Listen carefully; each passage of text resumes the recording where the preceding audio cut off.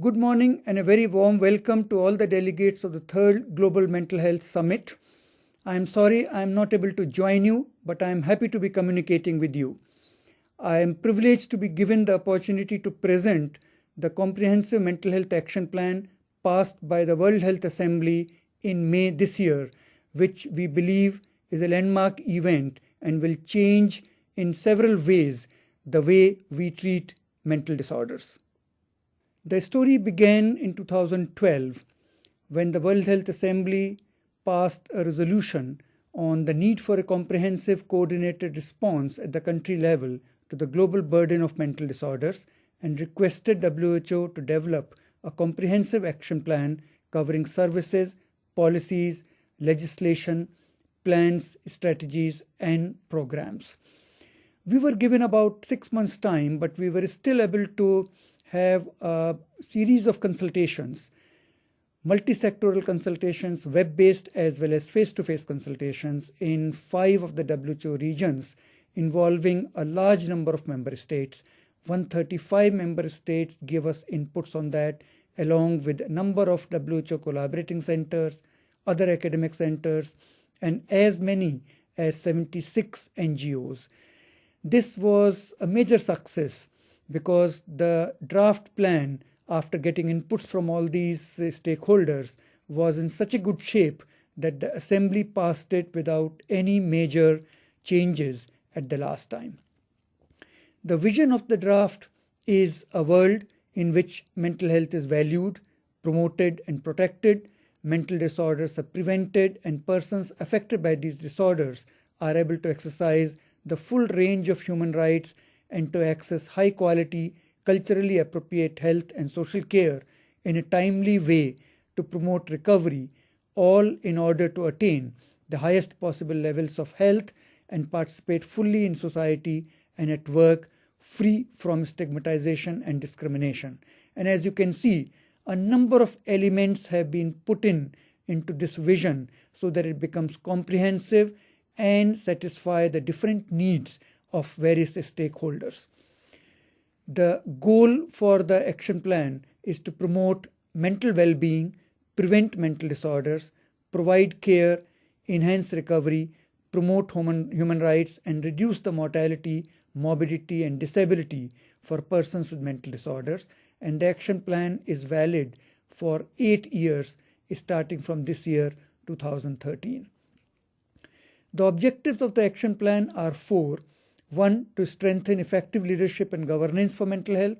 2. To provide comprehensive, integrated, and responsive mental health and social care services in community-based settings. 3. To implement strategies for promotion and prevention of mental health. And 4. To strengthen information systems, evidence, and research for mental health.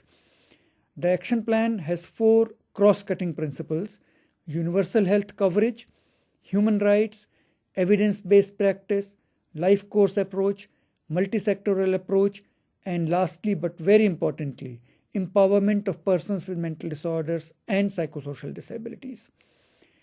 The first objective, as I said earlier, is to strengthen effective leadership and governance, which is very important.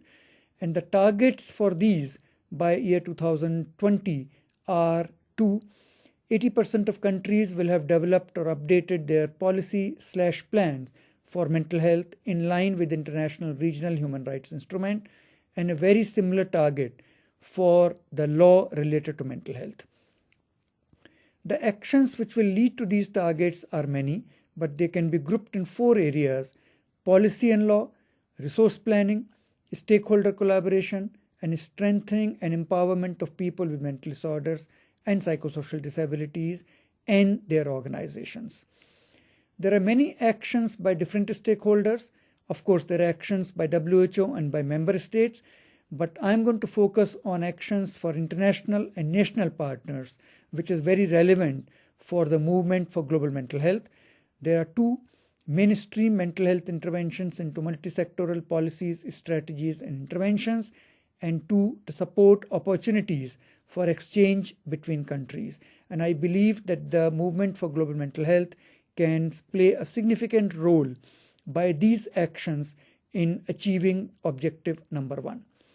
The second objective is about services, and the targets for 2020 are service coverage for severe mental disorders will have increased by 20%.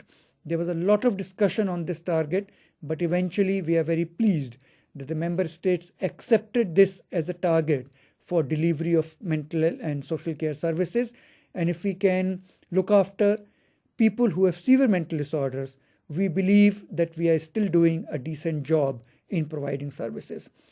The actions related to Objective 2 are grouped into 5 categories: service reorganization and expanded coverage, integrated and responsive care, mental health and humanitarian emergencies, human resource development, and address disparities. And the example for actions for international and national partners can be focus resources on community-based mental health services, assist health workers training, and support implementation of mental health programs in humanitarian emergency situations. Target 3 relates to promotion and prevention, and the targets are 80% of countries will have at least 2 national multi-sectoral mental health promotion and prevention programs functioning by year 2016. One should at least be universal, and second should be focusing on vulnerable groups.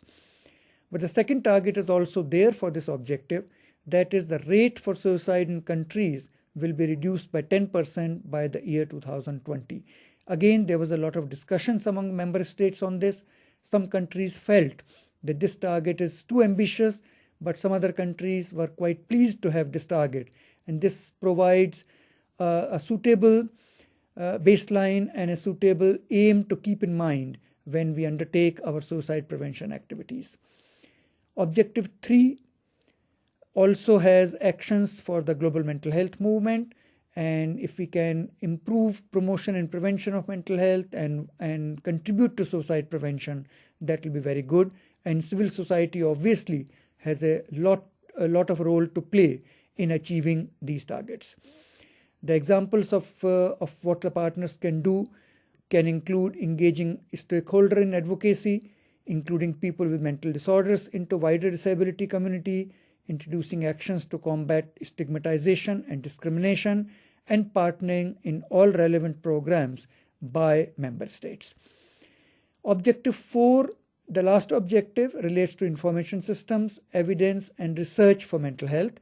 And again, there is a target, that is 80% of countries will be routinely collecting and reporting at least a core set of mental health indicators every 2 years through their national health and social information system. We believe that this is a very important target to achieve, because if we cannot measure the progress that is being made by the action plan, then many of the actions will not be focused as much as they need to be. The actions obviously relate to information systems and evidence and research, and some of the examples for international and national partners, what they can achieve is to support setting up of surveillance and information system, including feeding data on that, and also support research aimed at filling critical knowledge gaps, where again, along with the academic institutions, NGOs can play a large role. The role of WHO will essentially be to guide and support member states, to offer technical assistance, to support training, and to monitor global mental health situation over a period of time. And these roles will be fulfilled by all the 3 levels of WHO, that is the headquarters, the regional offices, and most critically, the country offices, which have to play a very special role in that. Finally, we'll be assessing progress, and we'll be reporting to our executive board and assembly in 2015, 2018, and 2021 on the progress that will be there.